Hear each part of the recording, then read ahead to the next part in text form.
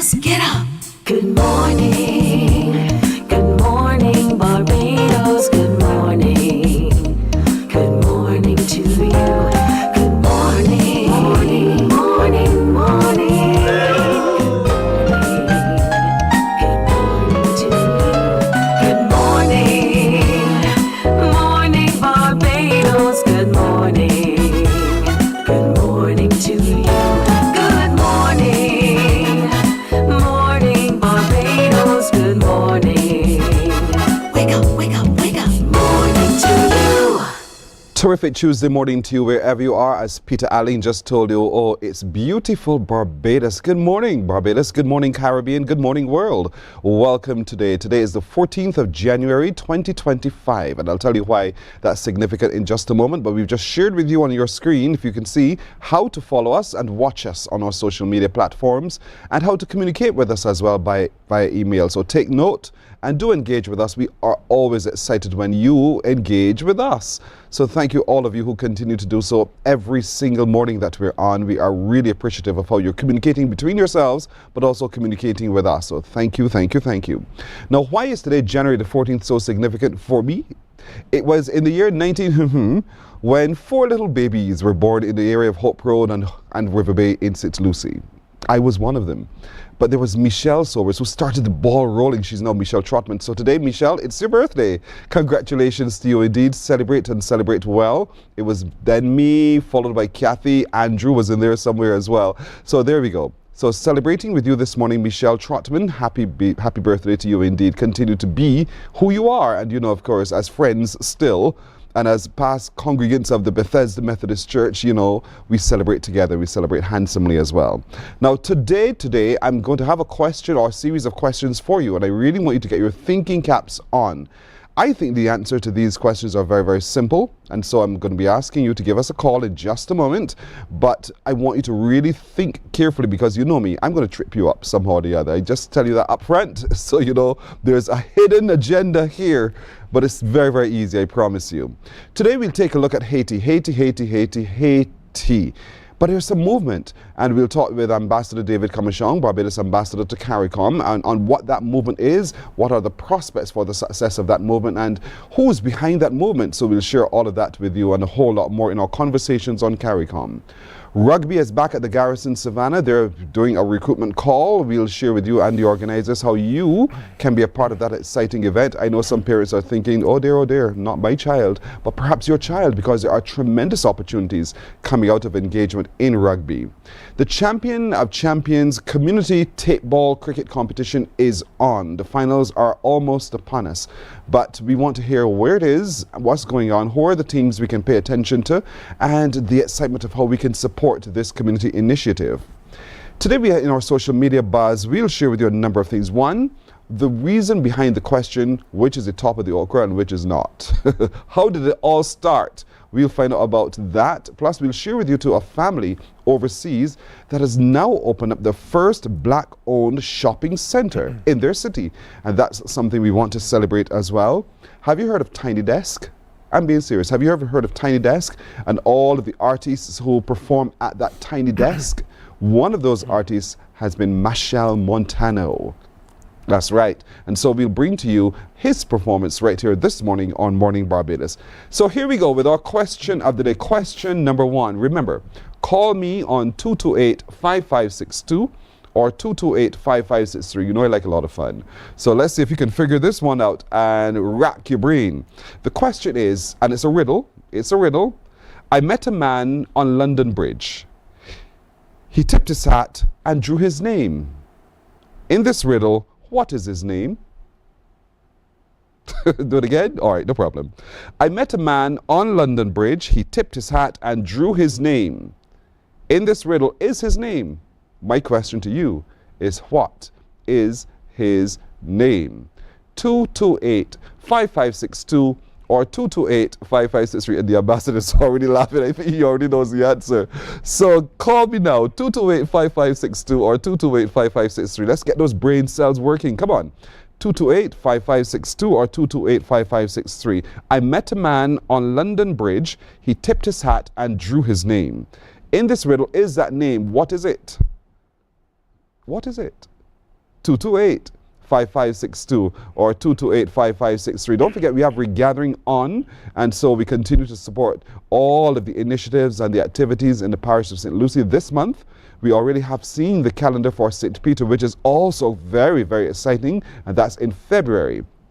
But I'd like your answer right now. Good morning. Hello. I can't hear you very well.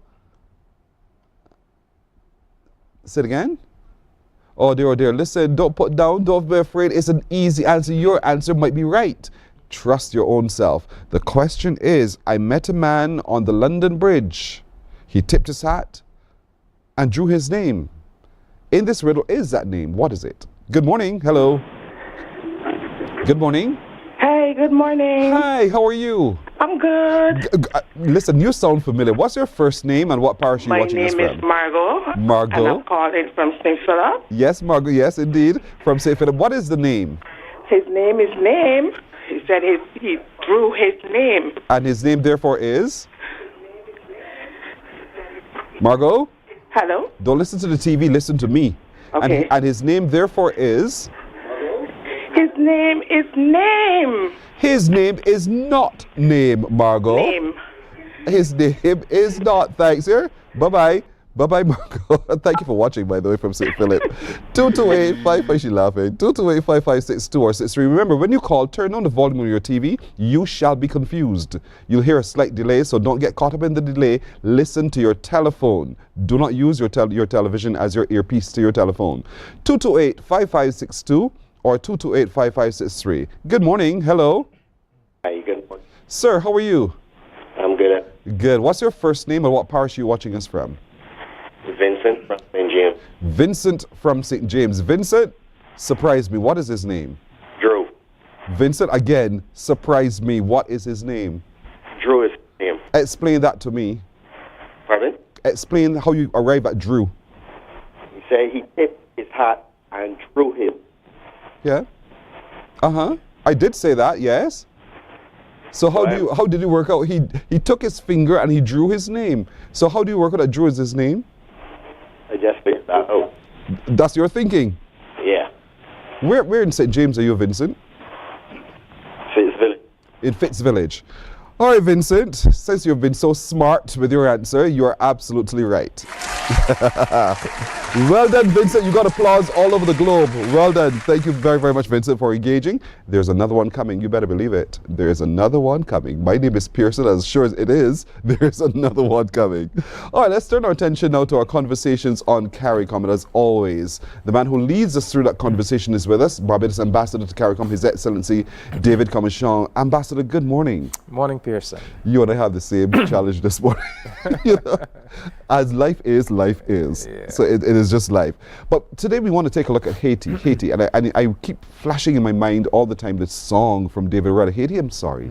But we find ourselves still in 2025 managing the whole prospects of Haiti, the condition of Haiti and the prospects for 2025. And you know, just recently, on the 12th of January, they would have marked another anniversary of the earthquake that would have devastated Haiti back then as well. But it was horrible. So in the midst of all of this, what do you see to be the prospects of Haiti? Yeah, well, the earthquake that happened in 2010, 12th of January, Correct. that killed tens of thousands of people and rendered 1.5 million people homeless, that could be seen as one of the sources of the current crisis. You know, things really deteriorated after the destruction of the earthquake. But now, the big problem is the problem of the criminal gangs. It is estimated that there are some 3,000 armed gang members, and they don't control the whole of the country, but they control the capital city, Port-au-Prince, and the Artibonite region, which is the region just outside of Port-au-Prince. So for Barbadians to get a proper understanding, suppose St. Michael was in the hands of criminal gangs. Yes. you know, what impact would that have on the country? So there are many places in Haiti where life goes on relatively normal, you know, in the country areas, the north, the east, the south of the country, but in that critical metropolitan area. And this is the big challenge that really has to be solved, because 2025 is supposed to be the year when this transitional administration that we managed to get in place last year is supposed to get the security situation under control, at least enough control to hold free and fair democratic elections by the end of this year, and to have a democratically elected government in place by the beginning of 2026. So that's the challenge for this year. And some people think, oh, that's a lofty challenge, Ambassador, but it's real and it's possible. As long as there is life, it's possible. Well, let's hear now, as you've just mentioned that, from the man who is a representative of the Famille Lavas political party. He's the current chair of the Transitional Committee and the Council. And so let's hear from him first, and then we'll talk a little bit after. Greetings, everyone. I'm Leslie Voltaire, head of Haiti's Presidential Council.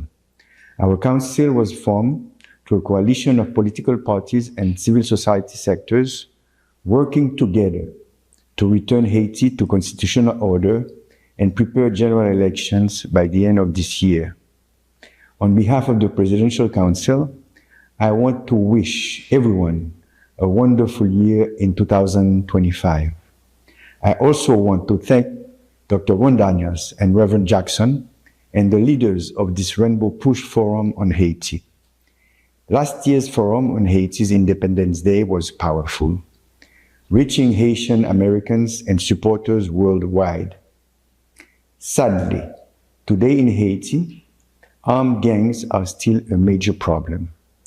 Thousands of Haitians have been killed, and hundreds of thousands have been forced to flee their homes after violent attacks in Port-au-Prince and parts of the Artibonite Valley. Haiti is in a humanitarian crisis caused by criminals trying to destroy our democracy. We need continued support in politics, security, medicine, food, and education to help us bring stability. Together, we can fight these threats and help countless families who are struggling without necessities. But Haiti has also been in an economic crisis that has crippled its normal growth since April 1825, when the King of France imposed a ransom in exchange for the recognition of our independence.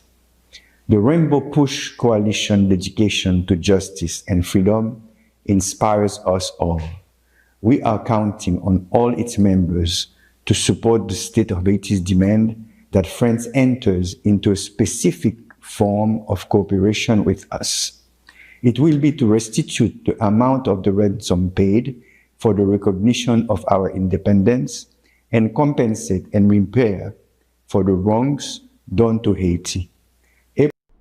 That's the Honorable Leslie Voltaire, who is leading that transitional group. You know, Ambassador, when he paints that picture, you see it clearly for what it is, and it's not simply of the making of Haitians alone. Yes, you know, I said that one of the sources of the current crisis is the earthquake, but he takes us back even further into the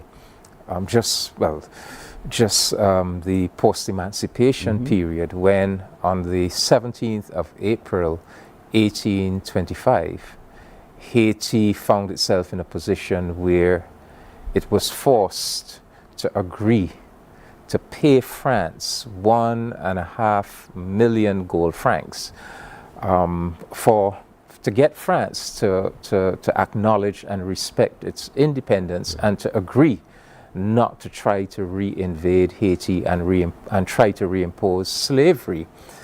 And so that debt that that young new country had to undertake since 1825 did tremendous economic damage to Haiti. I mean, Haiti had to go into taking all kinds of usurious loans and was subjected to all kinds of depredations by the French government, French merchants, etc. And so it really hobbled, that debt really hobbled Haiti economically ever since then. And what Mr. Voltaire is saying is that they have recently made a demand to France for reparations or restitution for the amount that was extorted from Haiti. And in today's values, that amount is calculated at some 30 billion US dollars. So, so Mr. Voltaire, who is the representative of former President Jean-Bertrand Aristide's Famille Lavalas party. You know, there's this presidential council. It's a 9-member council. 7 organizations have voting rights in the council, and periodically they elect a different representative to lead the council. So he is currently the chair of the presidential council, and so he's painting that picture for us. And incidentally, that was a session that they held at Reverend Jesse Jackson's Rainbow Push organization in Chicago on last Saturday, when they were celebrating Haiti's independence. So he's painted the picture for us that the big issue to be dealt with is the challenge of the gangs, how to get that under control. But he's also saying to us, look, there's also a deeper source of the problem, which is the French exploitation, and he has put the case for reparations for Haiti. You mentioned the 9-member composition. Do you have any idea of who those members are and what they represent?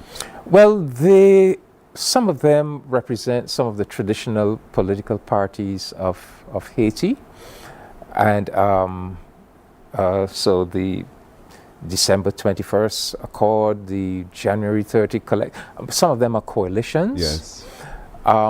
So you have a spectrum. You have organizations that run the gamut of some of the more traditional parties, some of which have been accused of questionable practices in the past. But then you have Famille Lavalas, which is Aristide's party, that is a progressive institution. You also have, very importantly, the Montana Accord group, which is a progressive grouping of hundreds of civil society organizations. So it is a mixed bag, and that mixed bag is presenting some problems because there are tensions within the council.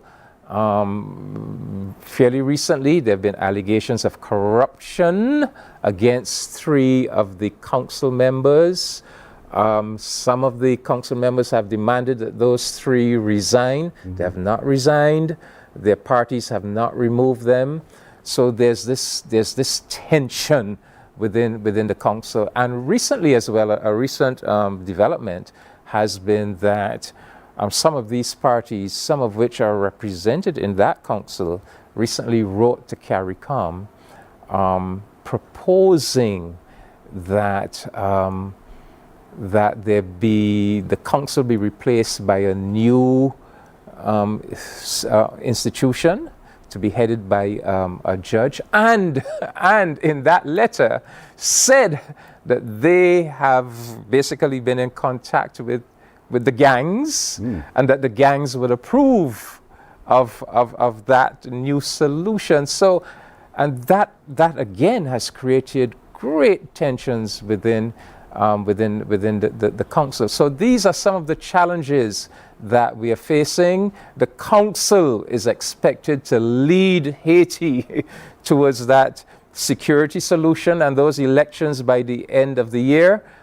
But the big question mark is, if the council itself is divided, and there are all these tensions within the council, how is the council going to do that, Well, one of those who sits on that council believes that they can do it on their own. And we want to share with you now that comment and by the representative of the Montana Accord Group, and then we'll talk a little bit afterwards.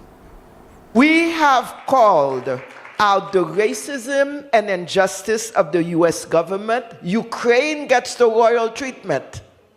Haiti doesn't get much of anything. And I think it's important to say that. Yes, we can call on Joe Biden, but Ukraine has gotten millions and millions and millions. Haiti was promised 2,500 troops from Kenya and hundreds of millions of dollars, $600 million. We got 420 troops from Kenya. And we got about 200 million. So yes, we should get more of the money. But we don't expect much more come January 20th. But we know also it is up to us Haitians. It is up to us Haitians to do the work. So yes, we have tried to get things together with the others. Yes, we continue to talk to everyone, every political party, but we will not accept to sit down and talk to gangsters who are killing us, who are raping us. And amazingly, this week, political parties have signed with a group of gangsters that are led by Barbecue. Their signature is on a document. We will not do this. We do not accept to work with people who kill us and who rape us. We will not do this.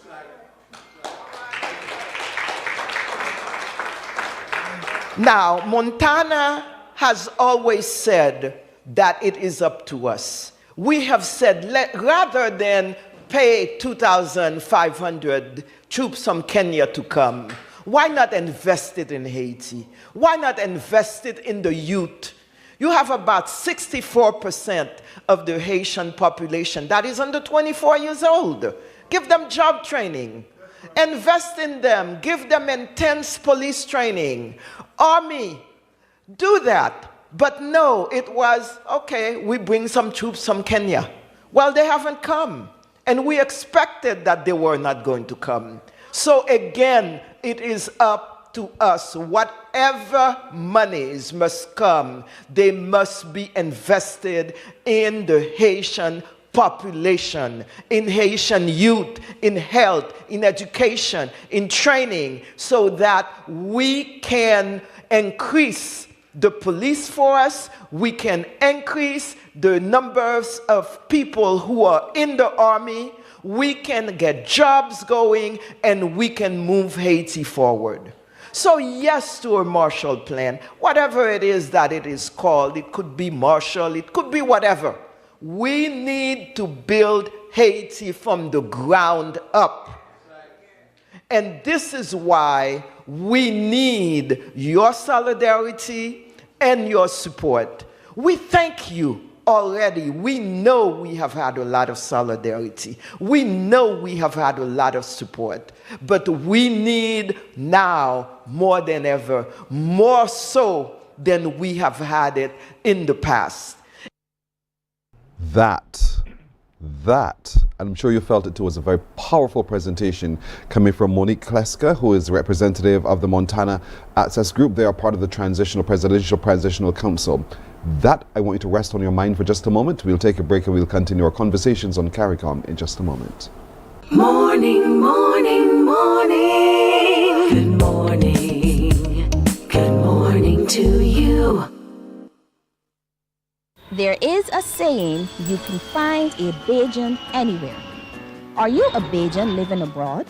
Or do you know of one who has migrated to another country? Well, we at Mornin Barbados would love to have you or them on our Bajan Affair segment. Share your amazing stories, experiences, and how you have adapted to a new culture. Send us an email to morninbarbados@cbc.vb. And together we will travel the world.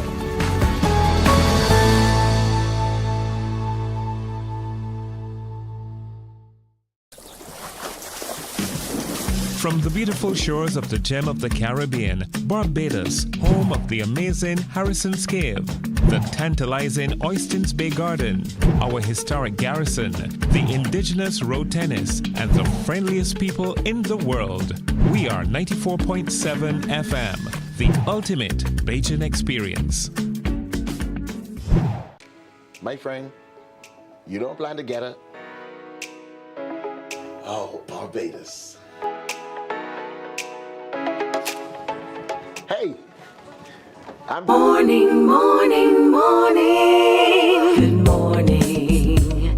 Good morning to you.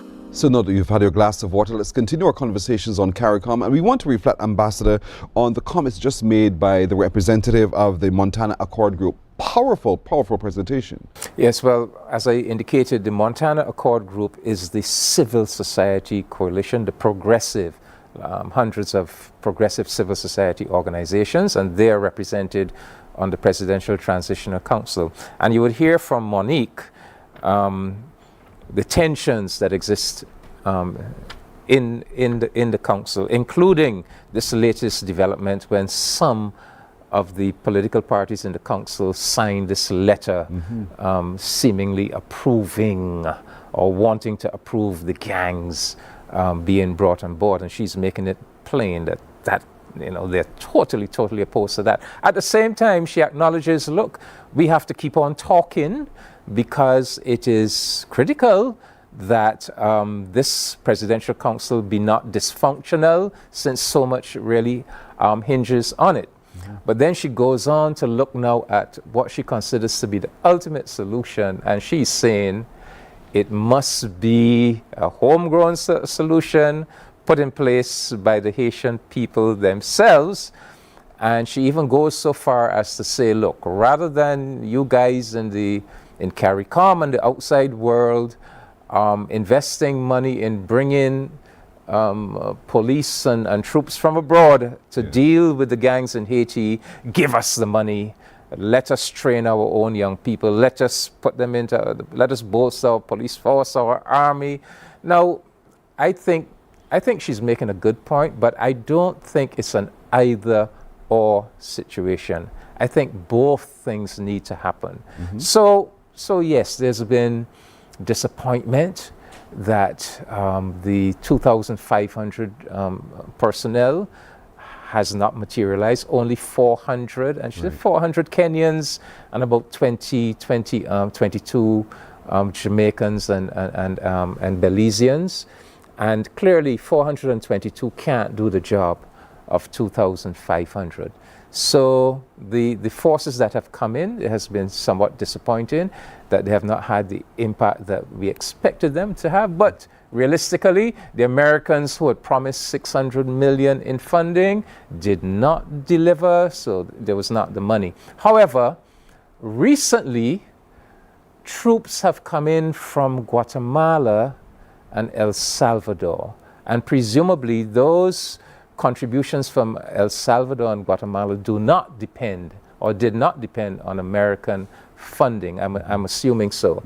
So although Monique makes the point that they're disappointed, but the fact is the Haitian police need help. And if you can get, whether it is some Kenyans, it's Guatemalans, it's Jamaicans, whoever coming in to help, that is helpful, that is useful. But she goes on to say, make another point, that if you are fighting gangs who have controlled certain areas, certain communities, and no doubt in some of those communities that they have direct control over, they're probably bribing residents, providing them with material things. So the government, the acknowledged government of the country, has to be able to be seen by its population as being able to deliver benefits to the people. So if we really want this transitional process to succeed in Haiti, we have to make sure that that transitional administration is strong and that it does have resources to do things for the Haitian people, so that the Haitian people can have confidence in it, can see, yes, we can have confidence in this administration because it has resources, it can deliver. And indeed, if resources were made available, that young people could be trained to go into the police, to go into the army, that would help with Haiti being able, through its own police force, its own army, to better deal with these gangs. So I would say that she's making a good point, but I don't think it's an either or. I think that both things need to happen. It was a very powerful meeting then, and one of those who spoke at that meeting was Dr. Ron Daniels. He is the president of the Institute of the Black World's 21st Century, and he, in that his conversation, made comment about the role of CARICOM, and you know that's something that a lot of people have questions about. Let's take a look at his presentation. A peaceful, prosperous Haiti is the best for everybody. Everybody can prosper if there is a peaceful, people-based democracy. And here's the deal. You won't have to have your little armed militias, your little guards, and your little, you know what I mean? You won't have to be scared. You can make some, you know, some reasonable amount of resources in a peaceful and prosperous Haiti. So you should get on board with supporting the process and the plan. And as I conclude, we also need to say to CARICOM, we appreciate CARICOM. CARICOM, by the way, is like the European Union. It is the Caribbean nations have formed their own unity operation. All 15 of them belong. The current president is the brilliant, able, capable, maybe the next Secretary General of the United Nations, Maya Amor Motley. That is a bad sister from Barbados. She's very sharp. We appreciate you, CARICOM, for what you've done in helping to broker and to work with the Haitian people in terms of moving things forward. But we also need you to listen a little bit more carefully to what is being articulated by the progressive forces. In other words, take your cues from them. The idea of trying to mesh, and that was one of the key mistakes, trying to mesh the progressive forces with all of these corrupt people. We knew from the beginning it was going to be challenges because we know who the corrupt people are. I know some of them. I've been working in Haiti in 1990. I can point to them. Corrupt, bankrupt, have no intention of doing anything except lining their own pockets and want power for power's sake. That's not what we're talking about. So CARICOM, please listen to those leaders associated with the Montano Accord and the allied progressive forces as we move forward. That's Dr. Ron Daniels, the president of the Institute of the Black World 21st Century. And when he paints the picture, we all laughed in the studio here because it's the American way of saying what they say. The picture of who our prime minister is, you know, it made us chuckle, but that's the perception a lot of people have of her anyway, how powerful she truly is. Yeah, no, Prime Minister Motley is really an outstanding player on the international scene, you know, and has brought great distinction to Barbados. And you see how much is expected of her, you know. And yeah, and she is now chair of CARICOM for the next 6 months. Mm-hmm. So one of the issues she's going to have to deal with as chair is this issue of Haiti. You know, he says that that CARICOM needs to listen more to the progressive forces in Haiti. Well, you know, CARICOM has been listening to everybody, yes, including the progressive forces. We have this group of eminent persons, 3 former prime ministers, former Prime Minister of St. Lucia, Kenny Anthony, former Prime Minister of Jamaica, Bruce Golding, former Prime Minister of the Bahamas, Perry Christie. And they have been working along with Colin Grandison, Ambassador Colin Grandison, who is CARICOM's Haiti specialist. And so in fact, it was them who brought all the Haitian organizations together to form that kind of national unity transition administration.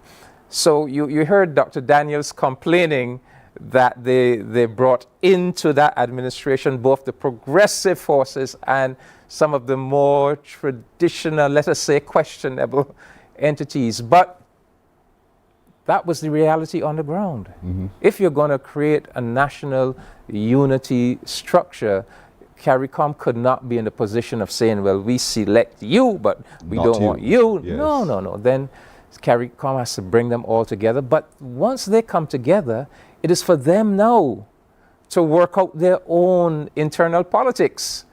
And we hope that in working out their own internal politics, the best elements will, in a sense, rise to the top. So CARICOM has to stay the course, Fortunately, we do have this group of eminent persons that we have invested in, and let me be very clear, CARICOM nations have gone into their pockets to pay to keep that process going. I should also let you know that Haiti is a standard item on every CARICOM heads of government meeting, every CARICOM foreign ministers meeting. So CARICOM is really committed to seeing this Haiti issue through to a positive conclusion. So in today's program, Pearson, we have all of the factors have been placed on the table. We have seen them all. CARICOM has to stay engaged. Somehow that presidential administration has to find it within themselves to work through their differences, to generate some level of unity that makes it possible for them to see this thing through to the end.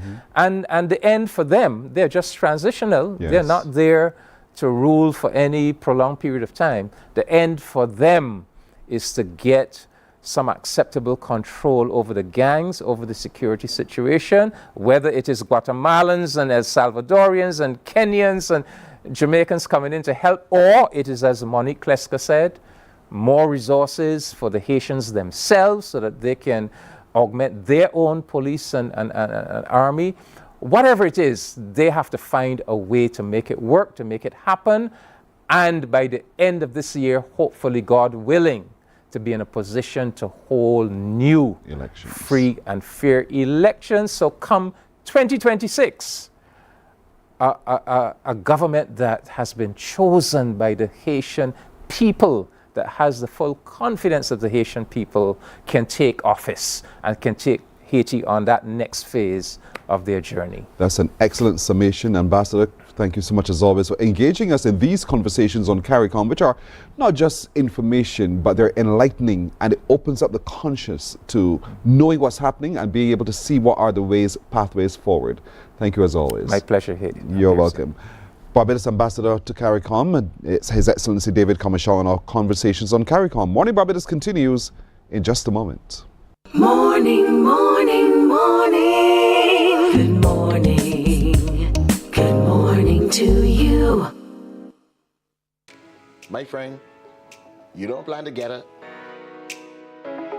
Oh, Barbados. Hey, I'm KB Clean. Join me 6 a.m. until 10 a.m. right here at 94.7, the best and ultimate Bajan experience. My show is called Bajan to the Bone. Don't miss it. Bajan to the Bone. Weekdays right here and only here on 94.7.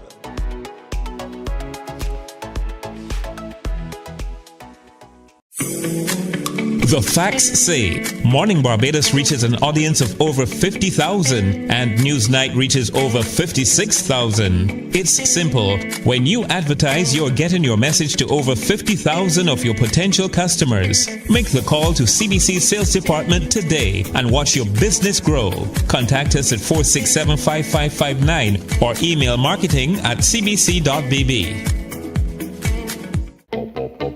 We enjoy a game with Domino's and singing karaoke. I just love cruise. When you love me just a little bit longer. You get to relax and have a drink and listen to some nice music. It's something different. It's spectacular. It's fabulous. You know, it's a different feeling altogether. I never feel so good in a party yet. Follow me to Q in the Community this Thursday. Morning, morning, morning. Good morning.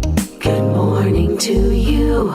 20 and a half minutes now to go to 7 o'clock as we turn our attention to that subject of a sport that most parents go, not you, rugby. Yeah, because what we see sometimes makes us stop to pause and ponder whether or not, but there's so many wonderful disciplines that one can attain through engagement in the sport of rugby. it's not as rough as you would probably tend to see it to be. But joining us this morning to reintroduce us to the sport of rugby and how you can also be reintroduced, or perhaps for the first time introduced, is Joe Whipple, who's a coach, and with him is Enrique Oxy, who's a player. He's also the captain. And we're talking about the Rugby Barbados Rugby Introduction Saturday, this coming Saturday. Let's talk a little bit about that, Joe. What can we expect? Well, this will be the second in the series, so what we're aimed at is to bring players from other sports to try to take an introduction into rugby, see what it's like. Maybe they've gone in, they've played soccer, they've played basketball, played volleyball, boxed, whatever, and they've just got to where they're getting tired of that, and they want something different and a new challenge. So that's what we're running on Saturday, 7 o'clock at the Garrison.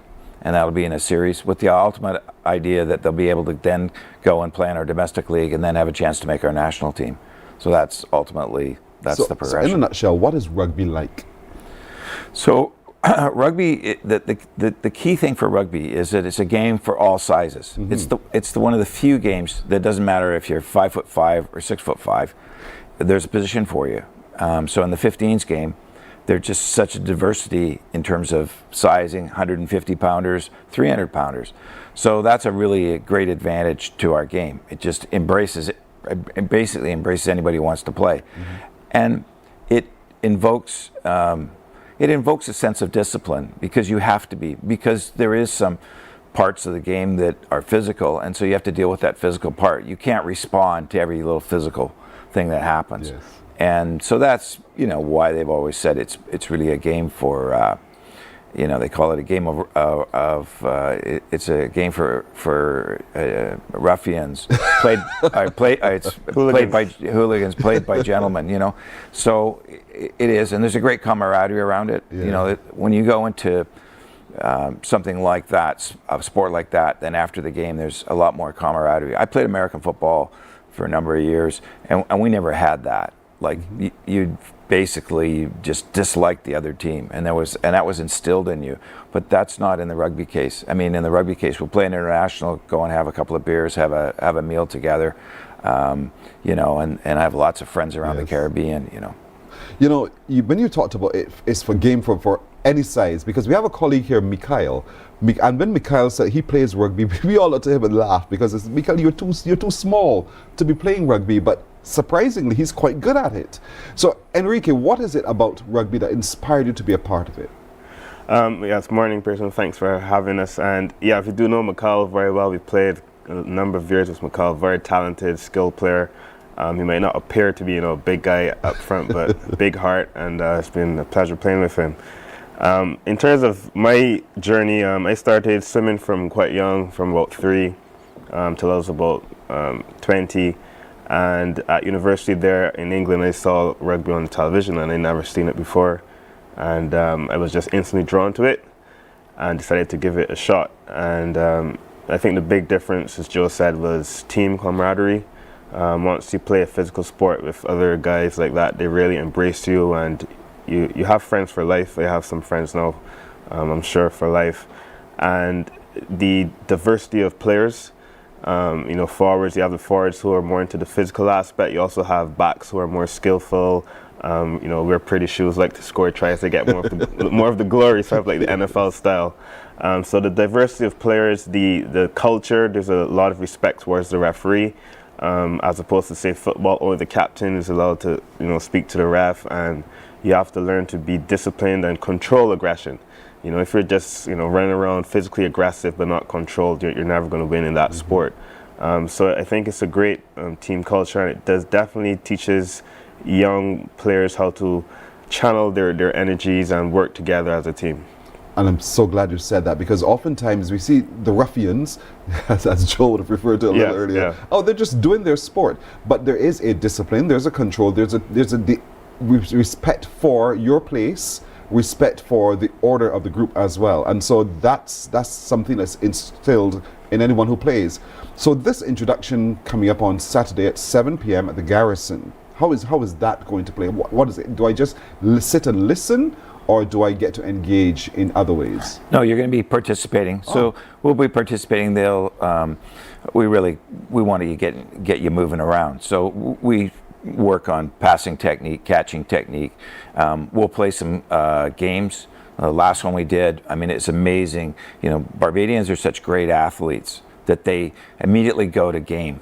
You know, they want to play. And so we come up with some touch type games, and we just move it along to different skills that we do. But we want them to come out and enjoy, have a good time when they come out. That's important. So the novice like me, I can come, or the other, because I don't do any sport. I heard your breath. Or the others who are engaged in other sport, they can also come. Is it that vast a range? Yeah, that's what we're looking at. We're trying to attract people that maybe have done some other sport and they've got to the end of it, or maybe they haven't done a sport, but they're just, you know, people are so athletic here that even the people that think they aren't athletic, like you talked about Mashelle used to say, "Oh, I'm not very fast." Well, that's a very relative term, because in Barbados he may not be the quickest of all of the guys, but on the international scene he's fast. Yes. So we tend to underestimate because we're amongst all these athletes. But that's what it's about. Come out, have some fun. If you got some boots, put some boots on, soccer boots or whatever you've got. That's a good idea. And we've got a great facility. We have a lit facility. We have an only irrigated pitch in the Caribbean, in Barbados.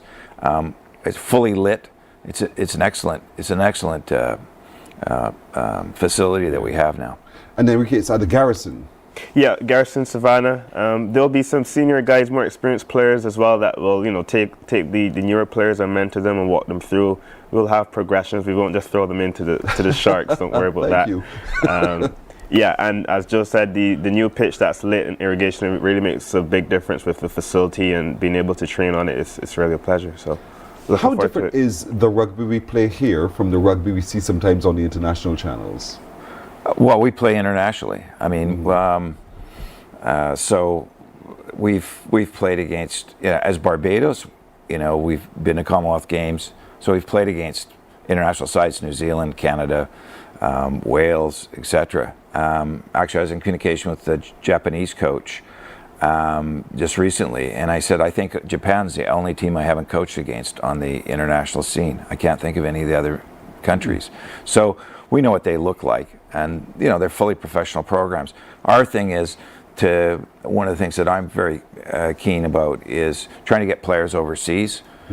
We had a player was with us, and the last time we came to Reen, he's already had 2 interviews with colleges in the United States. So there's college scholarships available. We have a player that's doing really well in a secondary school, a private school, full ride, full accommodation, everything. They've gotten him a 2-year. You know, there's some tremendous opportunities. We've got women that have scholarships in the U.S. We've got guys that have scholarships in the U.S. There's a lot of opportunities. You're just answering my questions in my head already, because I'm looking at age considerations, whether or not there is a qualification age that you'd be expecting on Saturday, and the gender, but it's open to both genders, males and females. And then on Saturday, the youngest to the oldest, what can you expect? So we're targeting the males on Saturday. Okay. But there's a session tomorrow night, an open session tomorrow night at the Garrison at 7 o'clock that's going to be open for both. It's from an age perspective, we're looking at 17 plus. Although if you're 16 and you're a mature 16-year-old or a mature 15-year-old, that's fine. But that's our target, 17 plus and up. So Enrique, is it that I just come and you kit me, or is it that I need to walk with things already? I know Joe said, you know, what was some hardware? Well, the great thing about rugby is you don't need a lot. It's not like American football. We don't have pads, helmets. All you need is some boots. If you don't, sneakers, or you know, one of the players might lend you a couple of boots, and just a good mentality and show up. I think here, as Joe said, there's a lot of speed. So I expect some fast pace, running, some side steps, and yeah, just come out, enjoy it, experience it, and see if it's something you want to take further. You said you started as a swimmer, and now here you are also a rugby player. Yeah. Talk to me about the physical differences that you've noticed about yourself, having gone from swimming to running, playing the sport of rugby. Yeah, it was quite a big difference. I think it took about 3-5 years for me to fully transition. Obviously, with swimming, you have to be very relaxed and go with the flow, no pun intended. So in rugby, there comes that physical aspect that you need to train up, but that's not something that you need to worry about instantly. I think the main priority would be understanding the game, developing your skills, your fitness, that sort of thing, and then obviously you would add on that physical condition and strength aspect to it over a period of time. So if you've gone to the Garrison, you've seen the teams out there doing their games of rugby, and you think this is a fantastic spectator sport, and you feel that thing within you wanting to be a part of it, Saturday is an opportunity for you just to see what it's all engaged about. If you want also as a woman to see what it is truly about, then when is it again, Joe? This other? Tomorrow night at 7, there's an open practice. The development coaches are running that. Right, tomorrow night at 7 at the Garrison as well, but Saturday at the Garrison from 7 p.m. You can spectate, that's all right, but we want you to come and participate. Is there a registration process that one has to obtain, or you can just turn up? You can register. There is a QR code on one of our posters. It's right there on our screen for us. Right, so there's a QR code that you can register. If you haven't, show up. It helps us plan a little better, that's all. Yes, that's all. Just show. You were going to say something, Eric. Yeah, we're not going to close the door on you. Obviously, if you can use the QR code, but if not, and you haven't got a chance, just show up, and I'm sure you'll meet one of the guys there, and we'll take you through the steps. Yeah, when you show up, you're going to have a good time. I guarantee you're going to have a good time. So Saturday night, 7 o'clock at the Garrison. That's where we're going for the introductory participation into rugby, but we would want all of you, wherever possible, to come. Allow your children, your teenagers, to come down and be a part of it. It's a sport that develops you. You don't have to be massive or super tall like Enrique is, but you just have to have that keenness to be a part of it all, and the fitness to some extent as well. And if you've already played a sport and you found that your physical prowess has declined, maybe the game of rugby is now for you. So come down and explore and find out whether or not it is for you. On Saturday, 7 o'clock at the Garrison Savannah. Joe Whipple, the coach, Enrique Outsley, the captain of the Barbados team, thank you so much for coming, and I really hope that a lot of people do come out to this activity. Well, thanks very much for having us. We appreciate it. You're welcome as always. Morning Barbados continues in just a moment. Morning, morning, morning. Good morning. Good morning to you.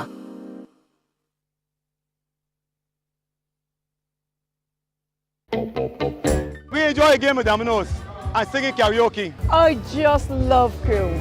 When you love me just a little bit longer. You get to relax and have a drink and listen to some nice music. It's something different. It's spectacular. It's fabulous. It's a different feeling altogether. I never feel so good in a party yet. Follow me to Q in the Community this Thursday.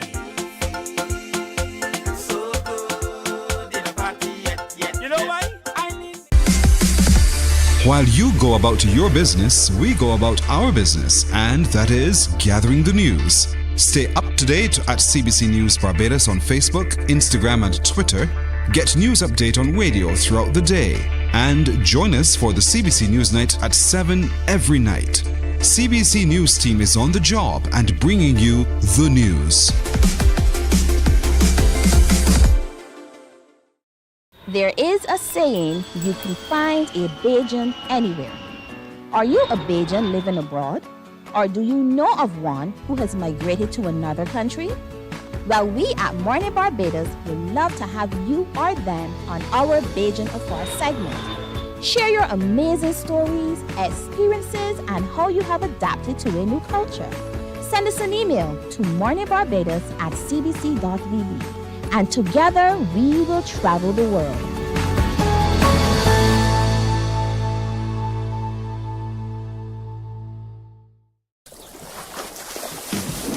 From the beautiful shores of the gem of the Caribbean, Barbados, home of the amazing Harrison's Cave, the tantalizing Oystins Bay Garden, our historic garrison, the indigenous road tennis, and the friendliest people in the world. We are 94.7 FM, the ultimate Bajan experience. My friend, you don't plan to get it? Oh, Barbados. Morning, morning, morning. Good morning. Good morning to you. 5.5 minutes now to go to 7 o'clock. I have a question for you, but I also want to share with you some of those pictures you've been sending to us of your little loved ones as they headed back to school. Can't wait to share those with you in just a moment.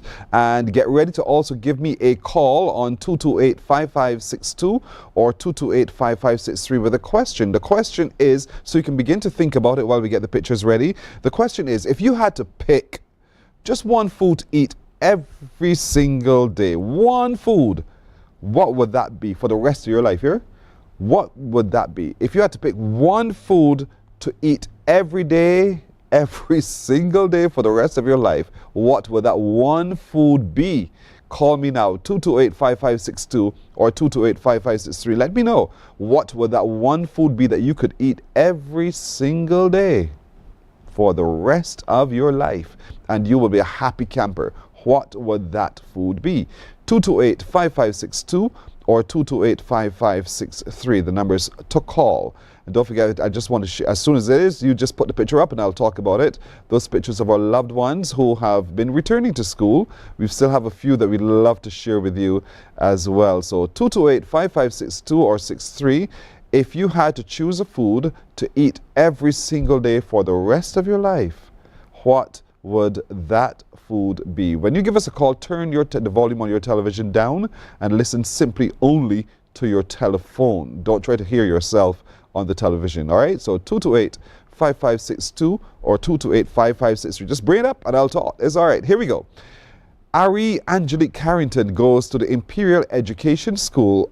Ari Angelique, good morning. Look at you there. Thank you so much for sending it to us. Then there's Ronaya Joseph. Ronaya Joseph goes to Hinesbury Primary. Ronaya, good morning. Have a great day to you as well. Back at you, girl. Enjoy your day today. Khalil Maskell is heading off to the Eden Lodge Nursery School. Khalil, good morning. You're at nursery school. You're becoming a big boy. Soon you'll be at primary school. Kokuma Maskell is heading to Eden Lodge Primary. All of you heading to Eden Lodge? You're in St. Michael? Anybody heading to St. Lucie School?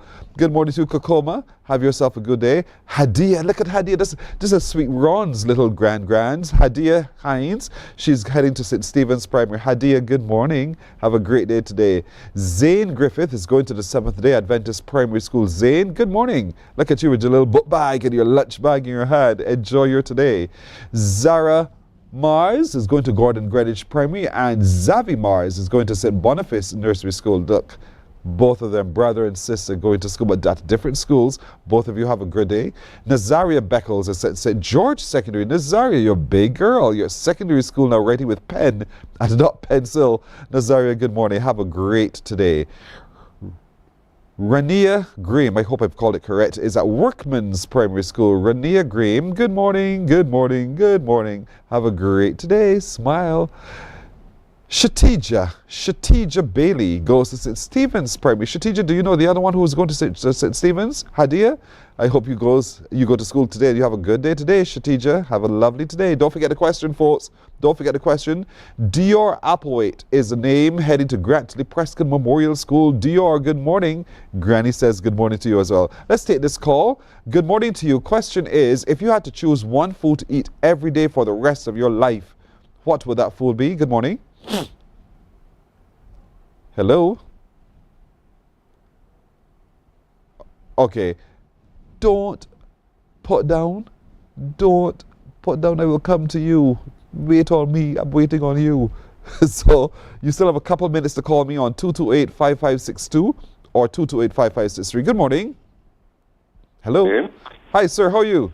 Hi, I'm okay. Oh, good to hear. What's the first name and what parish are you watching us from?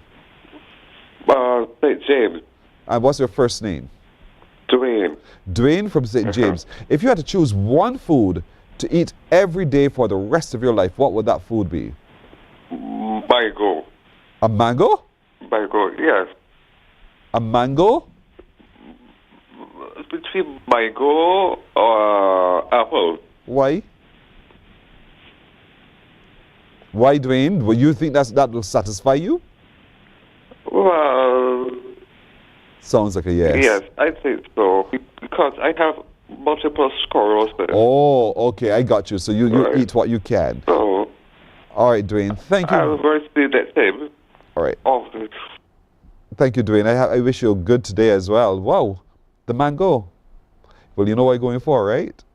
Yes. Next time you tell me what you think that would be. We'll take a break. We're coming back with the news in just a moment. Morning, morning, morning. Good morning. Good morning to you. My friend, you don't plan to get it? Oh, Barbados. Hey, I'm KB Clean. Join me 6 a.m. until 10 a.m. right here at 94.7, the best and ultimate Bajan experience. My show is called Bajan to the Bone. Don't miss it, Bajan to the Bone. Weekdays right here and only here on 94.7.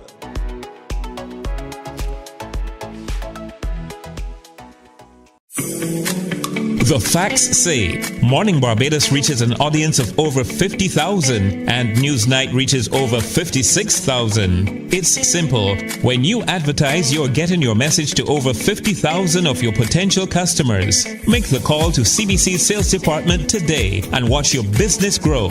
Contact us at 467-5559 or email marketing@cbc.bb. We enjoy a game of dominoes and singing karaoke. I just love cruise. When you love me just a little bit longer. You get to relax and have a drink and listen to some nice music. Morning, morning, morning. Good morning. Good morning to you. We're just 1 minute after 7 o'clock. Let's take a look at the news now. The Barbados Police Service is sending a strong warning to gunmen and other criminals. The Acting Commissioner of Police, Erwin Boyce, conveyed that message during a media conference. Crystal Hoyt reports.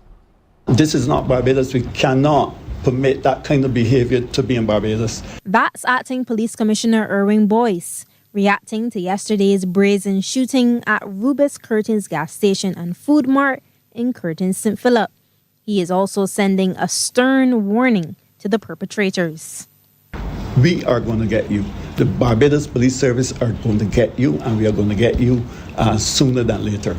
Commissioner Boyce says the 3 homicides in less than 2 weeks were all targeted, interpersonal, and intentional. What was particularly disturbing for him about the latest incident was that an innocent bystander was injured. But what is extremely hurtful in this whole episode is the fact that an innocent gas attendant who was just there doing his job is currently at the hospital in a trauma situation, suffering from injuries as a result of the gunshot. Beyond homicides, the number of robberies is also concerning, with 14 reported in the last 13 days. I think last week it was that we had about 3 or 4 youngsters who just decided to start to rob people in the north of the island. However, lawmen are making inroads, with more than half of them already cleared up.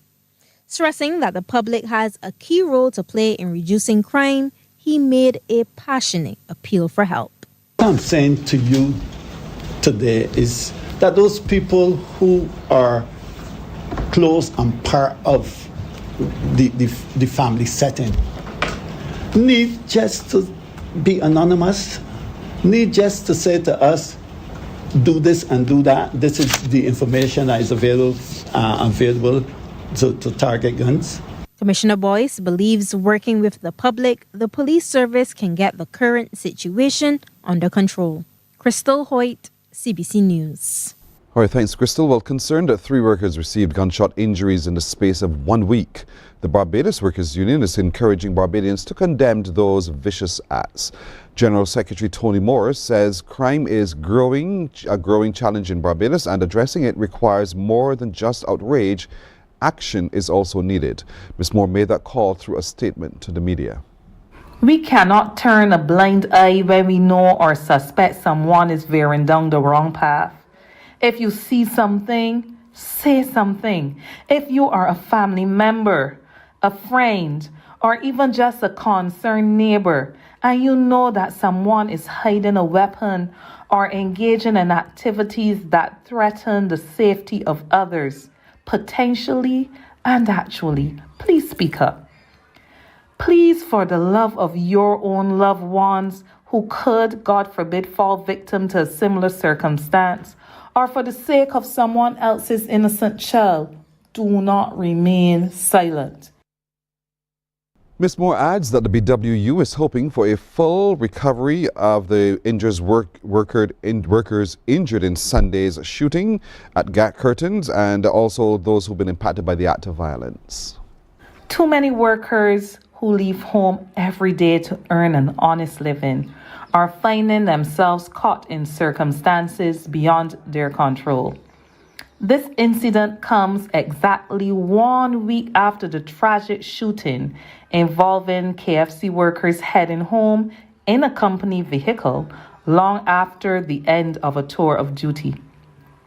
This latest incident has left us now with the first 2 Sundays of 2025, 2 consecutive Sundays, being marred by violence on a day that most Barbadians hold dear and sacred. The government is spending $5.1 million to clean and rehabilitate gullies across the island and another $300,000 in the next financial year to remove derelict vehicles and buildings from private and public properties. This was revealed as the Gullies Our Life project was launched at Green Hill St. Michael. Anesta Henry has that story. Government is planning to arrest the scourge of illegal dumping by stepping up its surveillance system. This is one of the critical features of the $5.1 million project to rehabilitate gullies. Minister of Environment and National Beautification and the Blue and Green Economy, Adrian Ford, says placing cameras at strategic points will hopefully help to catch those guilty of illegal dumping, an issue which has been plaguing society for many years. He was speaking at his ministry's launch of the Gullies Our Life project. Obviously, I will not disclose to the public where, when, and how, because as I said, it's clandestine. And for that project, we will be able, hopefully, to track those perpetrators, because we believe that it is high time that somebody go before the law court and answer to those persons who are responsible for the implementation of law in this country as to the reason why they decide to dump illegally in our gullies. An assessment of gullies across the island has revealed garbage is in all of them. 106 people have been trained to clean and rehabilitate the gullies within the next 12 months. Project coordinator attached to the ministry's Biodiversity, Conservation and Management section, Rohan Payne says Green Hill has been selected as the pilot site for the project. We commenced work in earnest, and we've been able to pull out quite a bit of solid waste. When it comes to just, I guess, what we would consider to be municipal waste, so plastic bottles, glass bottles, what would be usually household waste, we're pulling out upwards of 20 bags of waste per hour with very small teams. So it's a major issue. As the program ramps up, these numbers will only go up. Mr. Payne says invasive species that harm the environment will also be removed from the gullies, while trees will be replanted and the pathways maintained to assist with hiking and other recreational or commercial activities. Acting Permanent Secretary Anthony Headley also announced that the Environmental Protection Department has started the removal of derelict vehicles from across the island. So far, we have one contractor have already removed 71 vehicles within the last 2 weeks after Christmas. And as you were driving in, you would have seen that the contractors are already here. We're dealing with the derelict vehicles in the community as part of the launch. So you'll see that those are being removed. We're looking within the next couple months to move around 1,300 vehicles. And we've already started the work in terms of doing the procurement for the next 1,300 in the new financial year. Mr. Headley says work to remove 119 derelict buildings should begin shortly. Anesta Henry, CBC News. Well, in sports, the Caribbean Broadcasting Corporation beat out several other media organizations to win the 2024 Media Award for Beach Culture World Tour. That announcement was made by Barbados international windsurfer Brian Tama at a media conference held at the Action Shop at Silver Sands. Tama says CBC has been supporting his journey throughout the entire tour as he capped how that year went. 2024 was really successful. Got inducted to the Windsurfing Hall of Fame. Dominican Republic came second in this competition. Went to France, received the Hall of Fame. Went to Germany, did the trade show, ecotourism and climate change. Went also back to Hawaii, did the Aloha Classic, and also ended the year with crowning the Beach Culture World Champion. That was Liam Dunkerbeck, and now we're ready for 2025. But to end it off, for example, when it comes to 2025 Media Award, CBC wins this year. And that is, just to give you a clear idea, we had a lot of media this year. Surf Magazine did a 6-page spread. Social media, they did a big spread. Sport and Barbados did an amazing spread. A lot of magazines, we had a lot of media, but CBC did a lot, followed the whole journey. And also, Mornin Barbados did 2 segments. So I want to thank CBC and Mornin Barbados for really following this journey and articulating more so the Global Organic Tourism Master Plan, and that is what we'll be doing for 2025. Well, you're welcome. The Lifetime Achievement Award went to photographer Darrell Wong of Maui, the Industry Award to Core Kiteboard and Wing Foiling, the Destination Award to the Master of Ocean in the Dominican Republic. Thomas says 2025 is set and ready for events locally and internationally. So I've got confirmation from a lot of European countries that they want the Beach Culture World Tour to come to them. We're talking about Austria, we're talking about Germany, we're talking about France. Those are confirmed. And then Dominican Republic. So Dominican Republic was the destination of 2025. So we have September to remember in Dominican Republic for the month of September. I will go there and do Master of the Ocean. We will have the same thing I'm doing here, how to revitalize their tourist sector in a slow month. In Barbados, in June, we have the Waterman Festival, and what we do at the Waterman Festival, it'll be like kind of a clinic. Waterman Festival, again, people have come for the month of June. September, we have Last Waterman Standing, paddle around Barbados. So that every month we're going to have something happening either here and also internationally. So the tour for next year, and then to finish it off, we have the Aloha Classic, which will be with the IWT. So far, the Beach Culture World Tour has collaborated with the IWT, which is an international windsurfing tour. So they are allowing me to give me the platform at their events to platform the Beach Culture World Tour, articulating the Global Organic Tourism Master Plan. So look at news at this time. Remember, more news here on CBC TV 8 at 12 noon in CBC Newsday. We'll come back right after this break with your responses to our question of the day, which is, if you had to choose one food to eat every single day of your life for the rest of your life, what would that food be? I'll tell you more right after this break. Morning, morning, morning. Good morning. Good morning to you.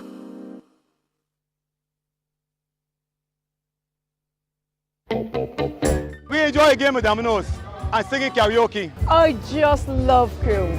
When you love me just a little bit longer. You get to relax and have a drink and listen to some nice music. It's something different. It's spectacular. It's fabulous. You know, it's a different feeling altogether. I never feel so good in a party yet. Follow me to Q in the Community this Thursday. You know why? While you go about your business, we go about our business, and that is gathering the news. Stay up to date at CBC News Barbados on Facebook, Instagram, and Twitter. Get news update on radio throughout the day. And join us for the CBC News Night at 7 every night. CBC News team is on the job and bringing you the news. There is a saying, you can find a Bajan anywhere. Are you a Bajan living abroad? Or do you know of one who has migrated to another country? Well, we at Mornin Barbados would love to have you or them. Morning, morning, morning. Good morning. Good morning to you. 14 minutes after 7 o'clock, the question is, if you had to choose one food to eat every day for the rest of your life, what would that food be? We have a call on line. Good morning. Peace be on each and everyone. You too, Gail. Thank you very much. What would... go ahead. Thank you for showcasing my two grands, my grand and great grand. You're welcome. You're welcome. So let me talk. Cassava. Cassava? You eat cassava every single day for the rest of your life? Yes. Ugh. It's a staple food for the indigenous people.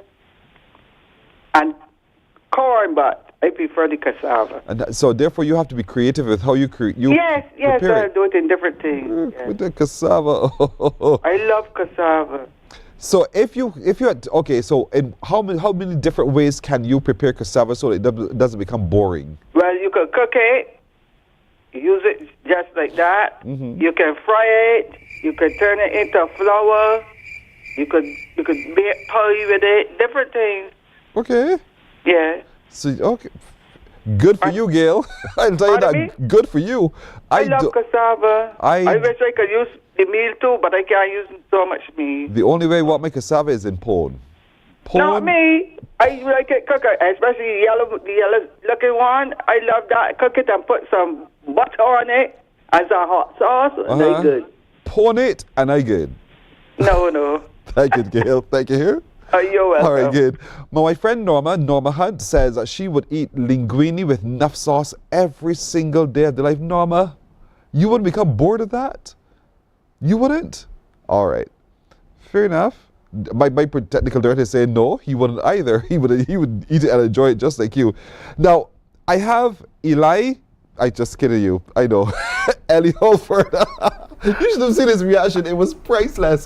His name is Ellie Holford. He is the tournament director of this Tapeball tournament. And I teased it because, you know, as we were talking before we came on to the set, I asked you, is it you sure it's Ellie or Eli? Yeah. You said? Everybody gets it, man. Everybody goes with Eli. Eli is E-L-I. I know, but you can't tell me how to spell my Eli? It's true. There you go. It's very true. So if you had to live on one food for the rest of your life, what would Strawberries. that be? You serious? Strawberries. Love strawberries. Like, strawberries is... You wouldn't miss your macaroni pie or your rice or nothing so? No, man. But for the rest of your life, macaroni pie. Strawberries? I mean, I'm a macaroni fan for sure, but I love strawberries. Every time I touch on these, I want to create. What about the meats? Pork? No. I like fish. Chicken too, but more fish, man. But you would prefer fish? Which fish? I like kingfish or swordfish. What about dolphin or? I like dolphin too, but I'm more like kingfish or swordfish for sure. To me, swordfish is. You trying to call me out? No, I just want to. I can do it someday, somebody. Fair enough. Now, Ellie, you lead this tournament. You're the tournament director. Right. It is the T20 Champion of Champions Community Cricket Tournament. It's a Tapeball tournament. Yes, please. How has it been going so far? It's been going great. Like I said, it's the Champion of Champions, and what we did is that we took 8 of the best teams in Barbados. The reason why we call it Champion of Champions is because each team has won a tournament around Barbados. Obviously, there are different tournaments. You have the St. John tournament, there's Eden Lodge. The Muslims have a tournament as well. There's one up in Christchurch. So what we did is we took all the champions, put them together, and see who's the best of the best. There's been that much Tapeball cricket going on in Barbados? Yeah, so actually Tapeball has been a dying breed, for less of a better option to say. And we wanted to bring it back. So we had Winston Haynes, Aslam Beek and myself. We sat last year, or at the beginning of 2022 I should say, and we decided that we wanted to bring it back. But we wanted to bring it back in a big way, right? So that was the reason. So then we had to look at champions, as I said, if there's so much going on in Barbados, so we had to take past champions then to bring it back. So now we have other Tapeball tournaments. We get into crack through again. I know at secondary school we used to play so much Tapeball. What school did you? What school did you go to? I went to St. James. Oh, I went at CP. Okay, all in North. All in the North, that's right. North. So, my man likes to ask me questions. Listen to me, my man. I don't answer questions. I ask the questions, but that's all right. So, having pulled this tournament together, talk to me about what's the ultimate winning and how is it structured? Okay, so the ultimate winning in this tournament is $15,000 for the winners. And the way that it's structured, well, we've just changed it a bit from the normal preliminary games, semi-finals, quarterfinals, finals. We've implemented the IPL structure where you get the first place go straight through to the final, and then you get the eliminators where you get the second team playing against the I think it is the second place and third place, sorry, and they go at it again, and then go through to the finals. I think I got it right. Somewhere in there. Well, I can't help you because that process sometimes confuses me. Yeah. But nonetheless, it's structured in such a way on the international basis. Correct. And so when is the final? So the final is on the 22nd of February at Weymouth. Okay. We play on Sundays, Tuesdays, Thursdays, and Saturdays. We get double headers on a Saturday. We do first game on Saturday starting at 7 p.m. The second game starts at 10. But from Sunday to Thursday, we only get one game, and that game starts at 7:30. So Sundays, Tuesdays, Thursdays, Saturdays, 7 o'clock. Around that time, you start your games. Yeah, correct.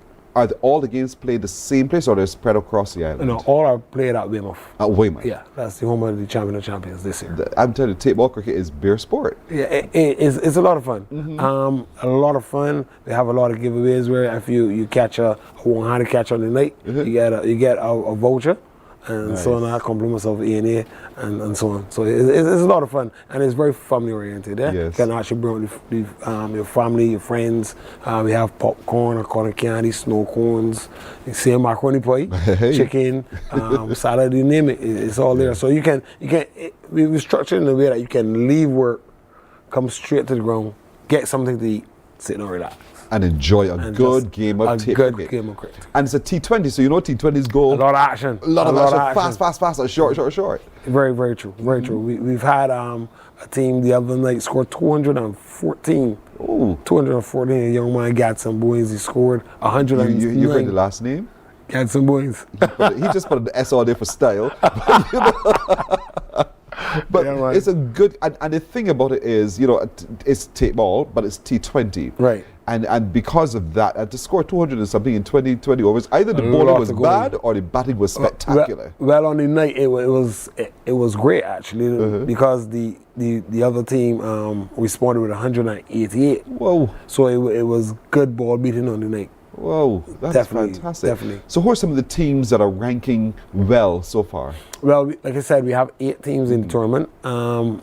Right now in first place, we have a very young team, youth and experience, with the same Gadson Boys in there. Savio Eastman is in there as well, Justin Paris. And so these guys are doing well. Then you have Caribbean mix. It's a mixture of all the guys, St. Vincent, Guyana, Antigua. I think a Trinidadian is in there as well. We have the Bel Air Stars from St. George. They're the reigning champions. They've went through last year undefeated. They started again in winning ways this year as well. We also have in there Combined Stars from St. John. Yeah, we have the Blazers also from St. John as well. So like I said, it's tick for tat right now. Right. And we're looking for the champion of champions. Champion of champions. And to qualify to be a champion, in the champion of champions, you would have been a champion already at a different level. And so this is really the cream of the crop that we're talking about here. And so the Nets today is, what's today? Today's Tuesday. Okay, thank you. So it's Sunday, so a game on tonight. A game is on tonight, 7:30. I'm so lost. Today is Tuesday, so 7:30 at Weymouth is when we're going to see the next game. Who's playing tonight? So tonight, I believe we have Combined Stars. They're up against Bel Air Stars. So all the stars are out tonight. Are all stars? Oh, literally. All the stars are out tonight. Yeah. And so we're all heading down to Weymouth playing ground. We're there, but next to the police, you know, that's what we call it, by the Globe. Yeah, that's where we're going to be. Correct. So it's big tonight, 7:30, because the stars are out tonight for this day, the big tournament. Really, it's a big tournament. Who will win? Who will be the champion of champions? You can find out. Remember, it's Saturdays, Sundays, Tuesdays, Thursdays, and Saturdays. Saturdays being a double header, and we would like all of you to be there. Food and drinks on sale, nothing to be missed. So just head on down to Weymouth. Ellie? I was going to tease you again. Thank you so much. Enjoy your strawberries, man. I tell you. Thank you so much for joining us, and all the best for the tournament. For sure. Ellie Holford, the tournament director for the Champion of Champions T20 cricket competition, coming back in just a moment.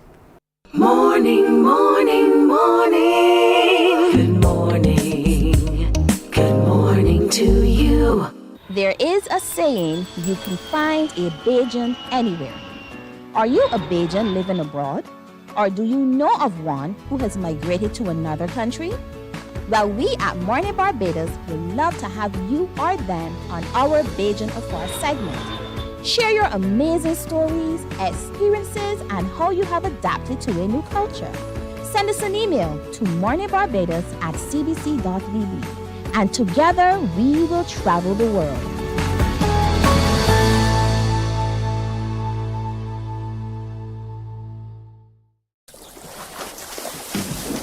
From the beautiful shores of the gem of the Caribbean, Barbados, home of the amazing Harrison's Cave, the tantalizing Oystins Bay Garden, our historic garrison, the indigenous road tennis, and the friendliest people in the world. We are 94.7 FM, the ultimate Bajan experience. My friend, you don't plan to get it. Morning, morning, morning. Good morning. Good morning to you.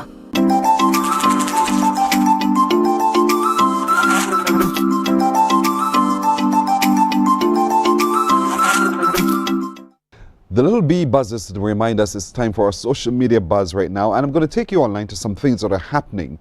You know, we had a conversation earlier about the okra, which is the top of the okra, which is the bottom of the okra, blah, blah, blah, blah, blah. We had, and you called, you shared your perspective as well. Well, that started really because of an interesting interaction between a man and his mother. D2, who we had on the show yesterday, and his mother, Carmen, they had a conversation really about the okra. And so we'd like you to take a look now and see where this conversation led. I want how much corn meal you can put with all them okras? Look there when he's there cooking all these. Oh, you can cook all them, but how you know what's the right amount of okra to put in? I suggest. You just what? I just guess how much to put in. Oh, you just guess. You're a guess cooker. But David, when I was young, I could turn 3 pounds of meal. But if you turn a cook from since you're 13 years old, you think you'll be getting better all the time? No, not at this time. I get old. All it means that you're done and you forget everything that you. Anyhow, you just left me. I put in a you fresh one and some of me oil one. You just left me. Let me do what I gotta do. Oh, you left me. You do what you gotta do. But I want you to do it good. Well, sometimes when I go on boy food, don't do good. When I go, I don't eat it all through it. Yeah. You want people just to hear me talking? You like to talk? I like to talk. It's just that you come scraping me gum. Scraping your gum, well? If you want information, don't you be that party okra? What part is? Not the top part, the bottom part. You know, this should be bottom part okra. This is it here. That the bottom, very bottom part. This is bottom. That the bottom, the top. You make the top here. That the bottom of the okra, mommy. This is bottom. Wait, hold on. That is the top of the okra that be on the tree. So that's the top. I thought that's the bottom. All these years you think that the top is that the bottom of the okra? I thought so that go to bottom. Mommy, you not pick okra in your life? Well, you always say pick okra, but all that I thought that is the bottom can go up on the tree, but I thought this end is the top. That can't be the top. When that'll be down the bottom. Then down the bottom. This piece will be down the bottom on the tree. You're wrong. Wait. Look, this is what is on the tree, look. Let me show me how okra will be on the tree. This is on the bottom of the tree. This part here, mother, this be on the stem attached to the tree. Yes. And that part will be the bottom. I ain't know boy. Oh, you cooking okra all the time, you know you talk about bottom from okra. Call Cafe. I got to call Cafe to think that? Which is the top of the okra, the bottom. Cafe! Come here. Wait. I ain't got to call nobody. I got to call she. Cause you to me. Well, are you right? Come and show me what's the top of the okra, Cafe. Cafe, gather, come here. Gather the top of the okra. I got one okra and show you the top of the okra and the bottom of the okra. Cause you know what you're telling me? Give me okra. Put your hand there, take one. This is bottom. That's the bottom. And that's the top. Because you know, for all these years, she telling herself that the top is the bottom is the top. But I thought this is the bottom. But that's the bottom. No, I thought this is the top. But who that get top? When that down the bottom? Down the bottom. That part to be down the bottom on the tree. This. Not that, mommy. David is the grow up on the tree. Mother, that is grow up on the tree, but the part that you calling the bottom is supposed to be attached to the tree. And the other part is be down to the bottom. Why not about that? Boy, never got plant some and see boy. You gotta do that. I don't understand. Carmen, I love you. I just love Carmen indeed. But you know what? She went on then to cook for D2 a nice bowl of cuckoo and saltfish. Oh, I could taste it now. I could almost smell it as well.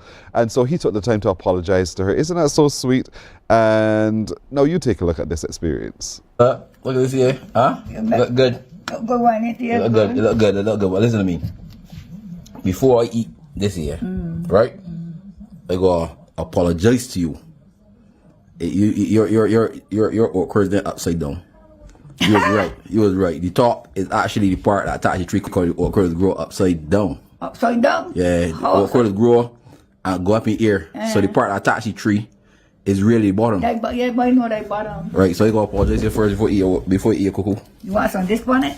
Yeah, put a little bit of la line on it, man. I can tear holes in it now. I should eat it in the warm. Hold this spoon. Good. Money was the sample come here. Oh, you was the master in sample right now. What's that in my cuckoo? Goodbye. Sweet indeed. Ah, Carmen is such a gem indeed. Those interactions, mother and son, are priceless. So if you have that relationship as well with your mother, if you don't, you can do the same thing. Capture those memories, capture those moments as well. Now, there's also the story of a couple in the United States who are entrepreneurs in their own right. They already ran some businesses, but just the other day, they opened the first black-owned shopping center, and they were featured in the news in their city. We can't wait to feature their story with you now. Take a look. An African-American couple just made history in Fayetteville. Look at them. They have built the first black-owned shopping center. Channel 2's Barron Peterson's live along New Hope Road. And Barron, they found out they were the first at the groundbreaking. Yeah, they heard it from the mayor, and now they hope to inspire others to go big as well. So here's the new shopping center just opened. Felicia and Winchell Ellibert say if they can do it, you can do it. Felicia Ellibert and her husband Winchell thought it might be a big deal, but not this big. It really didn't hit me until the day of ribbon cutting. Last week, for the new Kingdom Corners Shopping Center in Fayetteville, the city's very first black-owned shopping center. 7 new businesses, 4 of them open, all of them leased along New Hope Road. A project that required quite a bit of courage and a never-give-up mindset. The couple closed on the 4-acre property during the pandemic. Prayer. That's just all I could say. We were chosen for this project.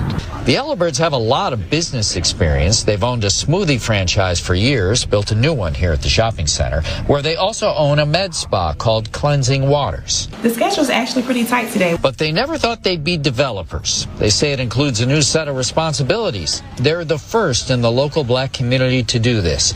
They hope the first of many. We've been getting phone calls, text messages, stop-bys, just to say what an inspiration we are to the community. So now I think it's really hitting us on like making history and really what that means, and not just what it means to us, but what it means to our community. We can do it too. We can do it too. A break and we're coming back in just a moment.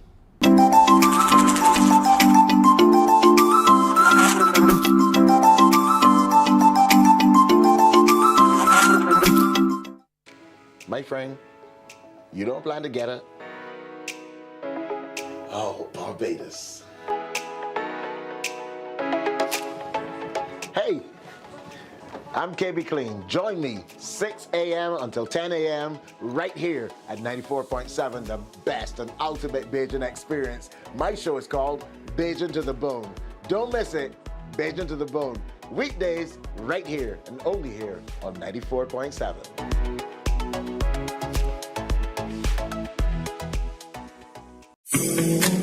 The facts say Morning Barbados reaches an audience of over 50,000 and Newsnight reaches over 56,000. It's simple. When you advertise, you're getting your message to over 50,000 of your potential customers. Make the call to CBC Sales Department today and watch your business grow. Contact us at 467-5559 or email marketing@cbc.bb.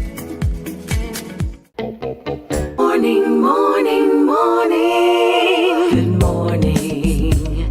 Good morning to you.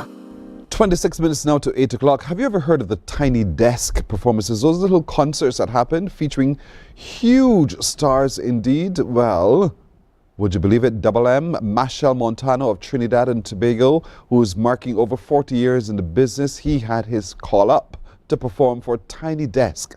And it took along a number of people who experienced it with it as well. So it's basically shot in a little room, and then they perform for a small audience and they share it with the whole world. We want to share that with you. He brought his brand to that performance, and did people partay? Let's take a look. Thank you very much, Tiny. We enjoy a game of dominoes.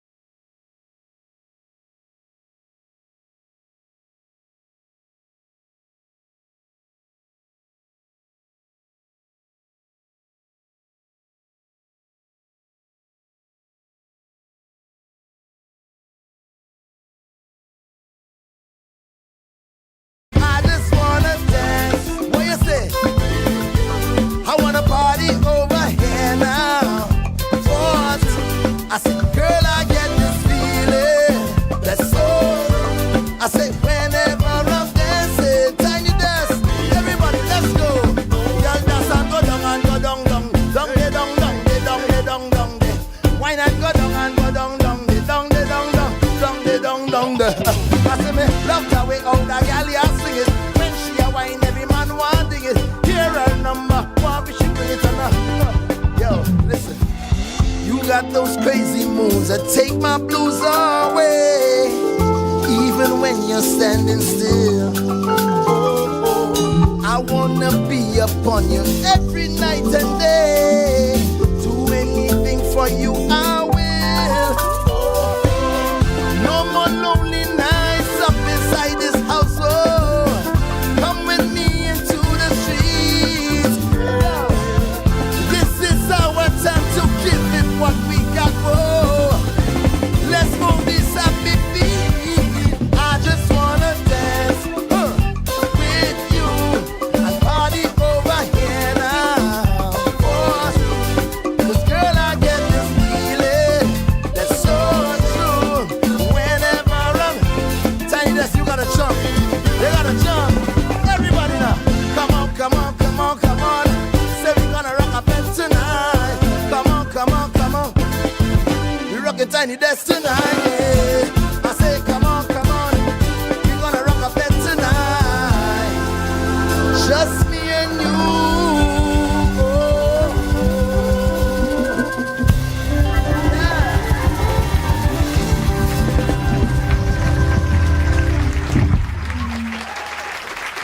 All right. Whining time. Go like this.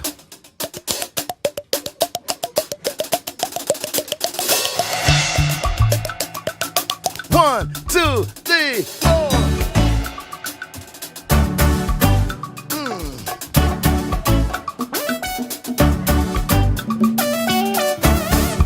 You know what this one is? This one is whining time. Tiny Desk, here we go. Pull up. Hey. Ooh, oh, oh, oh. Hey, hey. Oh, girl. Oh, oh, oh, oh, oh, oh. What to do? Take a wine day. Take a wine down day. Yeah. Way up, way up, oh, oh. Baby, I've traveled through the stars and many moons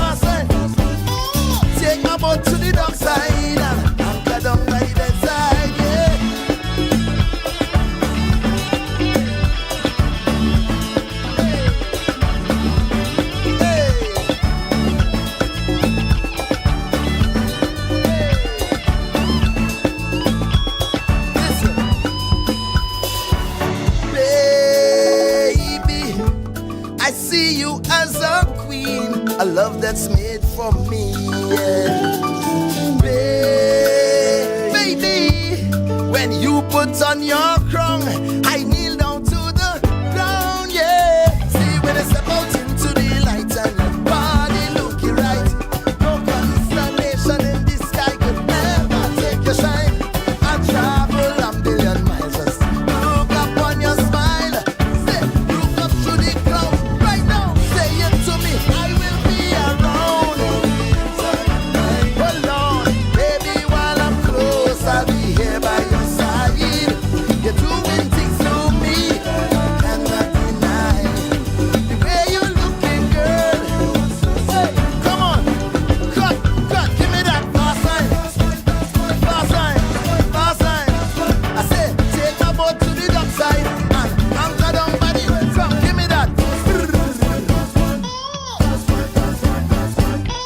Take my boat to the dock side and anchor down by the bedside.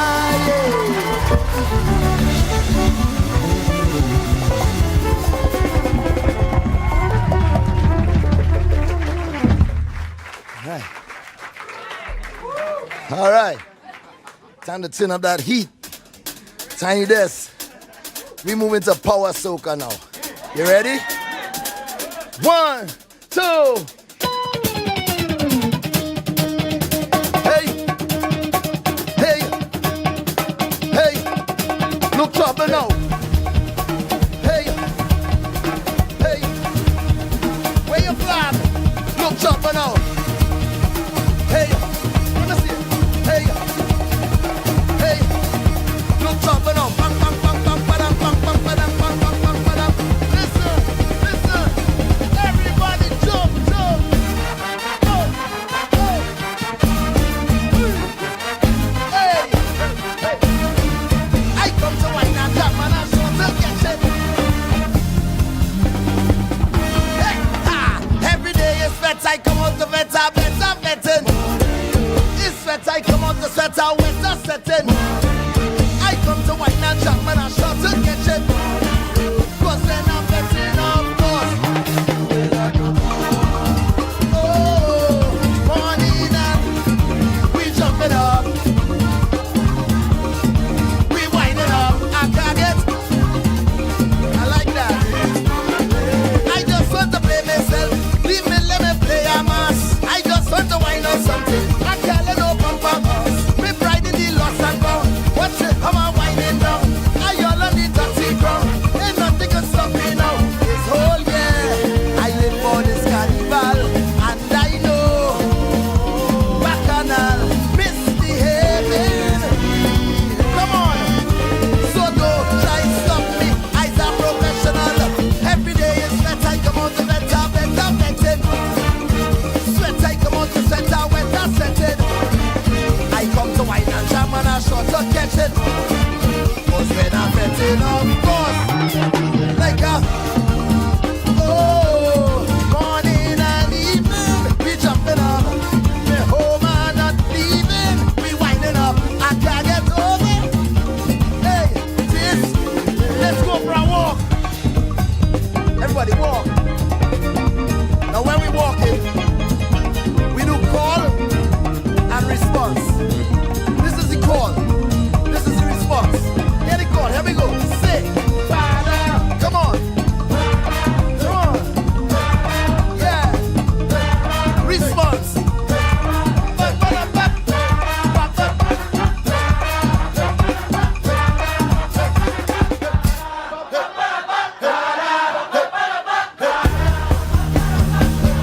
Everybody know.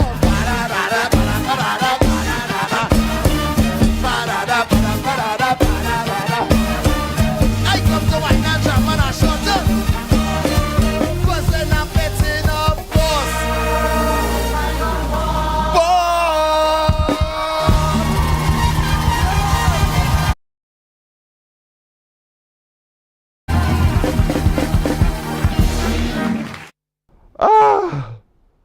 Y'all tired? That man can do it like a boss. Double M, Mashelle Montano at the tiny desk. Every song I knew, and every song I'm sure you knew, every song I fetted to, And I'm sure you did the same thing too. Oh, there's a rhyme in there. Listen, did y'all notice some Bajans in that band? Did you notice? Did you see who was on keyboards? That's a Bajan. That's Dwayne Antrobus. Did you see who was playing the bass guitar? His name is Damien Neblett. And at the drums, the maestro Melvin Alec. They were a part of that big Double M band for the Tiny Desk performance by Mashelle Montano, playing some big, big songs. Had that crowd in there controlled like a boss, indeed. Take a breath. We're coming back with more in just a moment. Morning, morning, morning. Good morning. Good morning to you.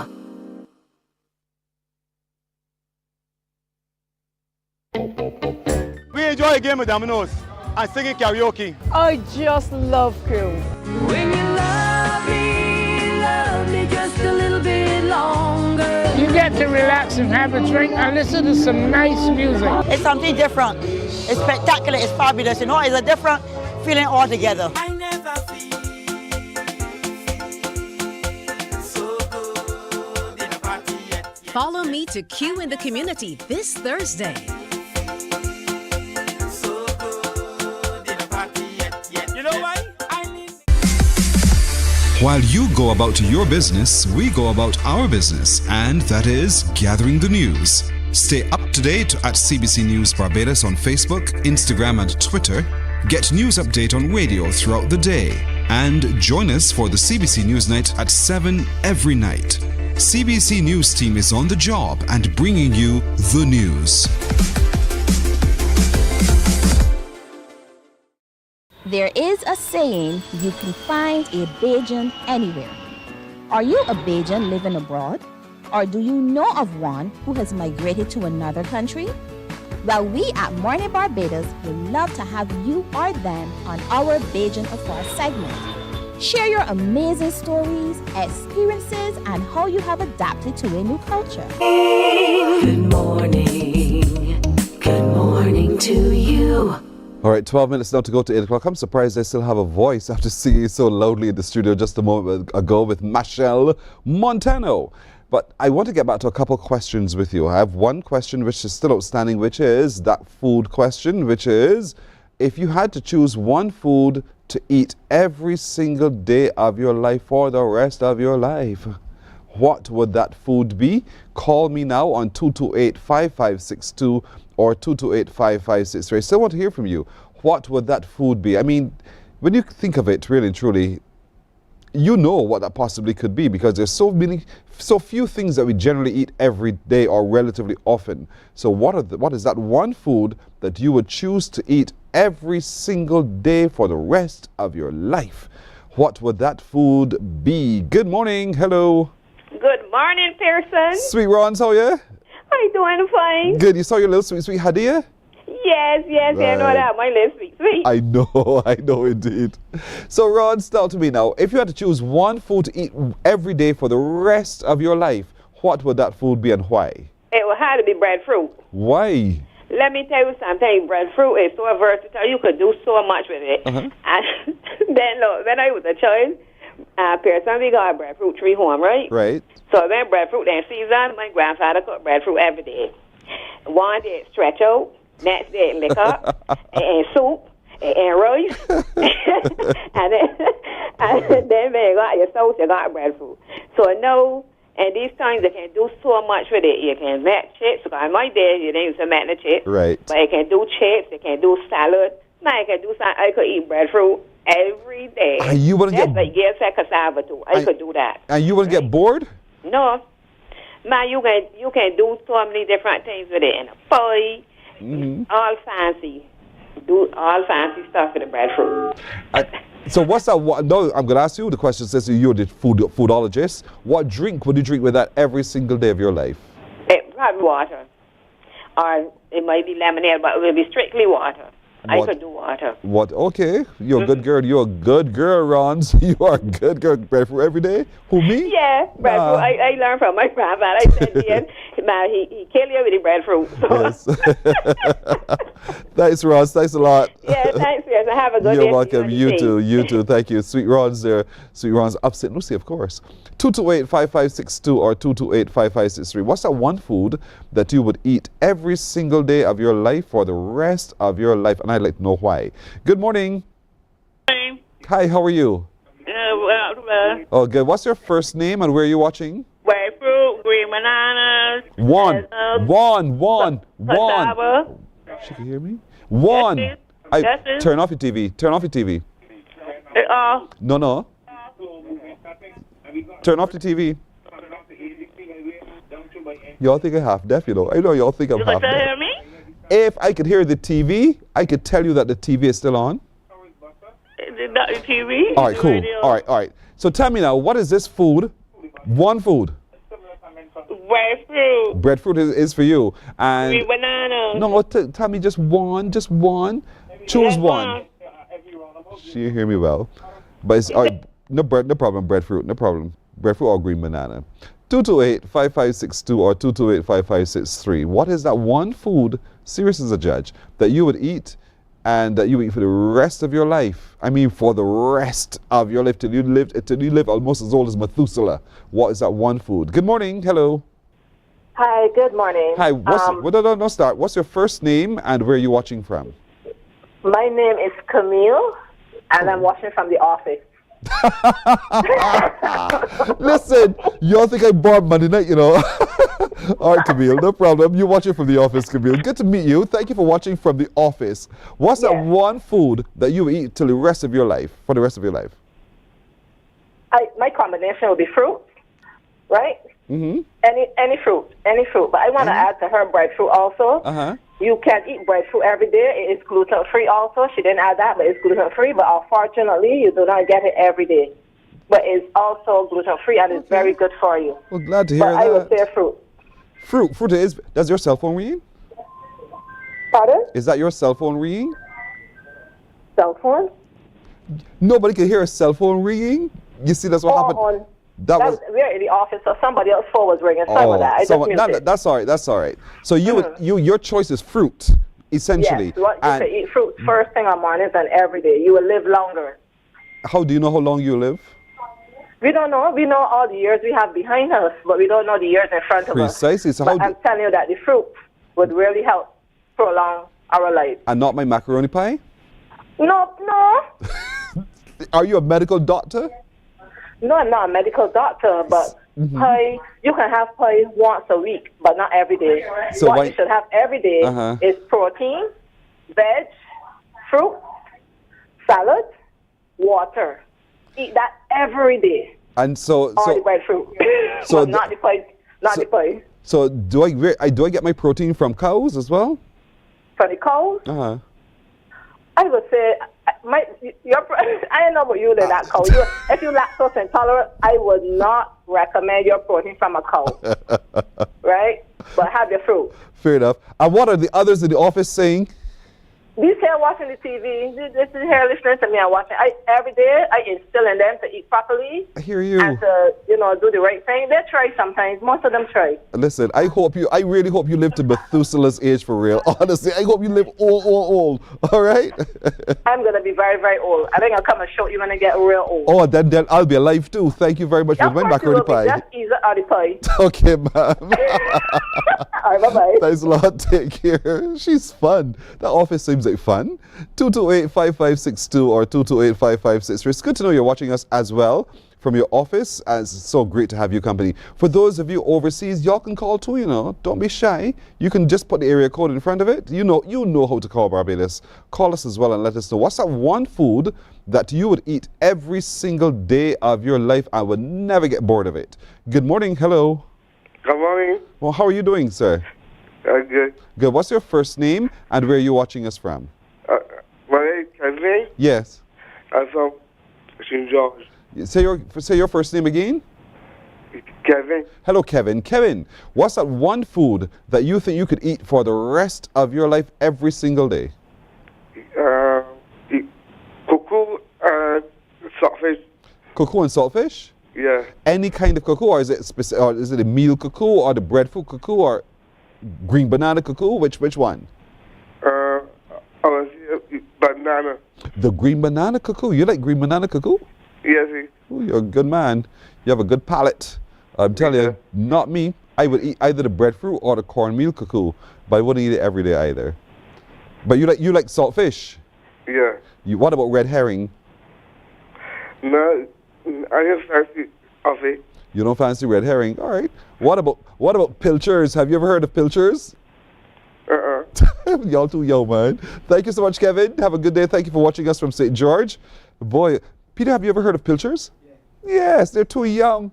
Those little things that you get from the sea. Y'all are so young. 228-5562 or 228-5563. Yes. You have to explore different things, man. Pilchards. Try it. It's not so bad. For real. And you can make those little cakes with pilchards in it. Oh, somebody's on the phone. Somebody's on the phone. Good morning. Who's that? Who's that on the phone?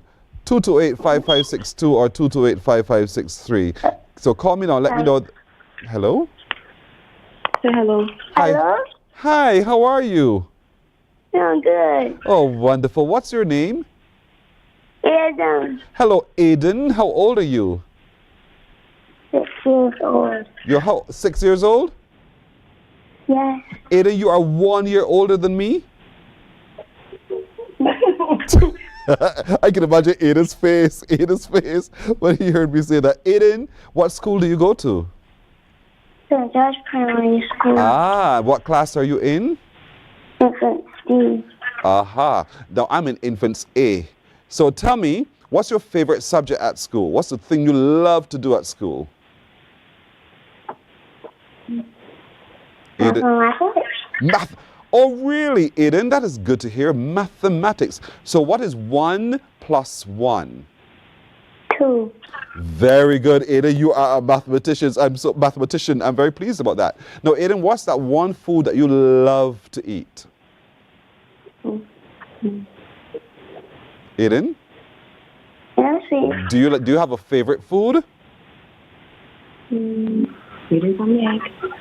Egg. Eggs? Do you like your eggs fried or do you like them hard boiled? Soft boiled. Oh, Aiden, you and I part company at that point. Soft boiled. Ooh, I shudder at that mere thought. But Aiden, very good. Thank you so much for calling, Aiden. I want to wish you a beautiful day today as you go to school, all right? And remember, Aiden, always be your best self. Be obedient, kind, and polite, and you will be blessed forevermore. Thank you, Aiden. Take care. Oh, that is so sweet. Aiden is such a delight. Thank you, Mummy, for getting Aiden to talk to us as well. And for all of you who've chosen those strange foods, what about, I tell you, macaroni pie, you can't go wrong. Just saying. And if I had, you know, have you ever tried, listen, they're teasing me inside there in my ear telling me macaroni pie and Coke. Macaroni pie and fried chicken. I know they're going to tell me, Pearson, you're eating all the wrong things. But as everyone always says, in moderation, right? See it a little bit now, a little bit later, and a little bit later on. In moderation. Just kidding, you guys. Just remember always to be good to yourself, as I try to be every day. Drink lots of water, as Sweet Rons would have reminded you. And as you do, remember to care for someone else as well. Remember, too, our little crew says thank you. We look forward to seeing you again tomorrow morning. Until then, take care. Bye-bye. Wake up, wake up, wake up, wake up. Barbados, get up. Good morning. Good morning, Barbados. Good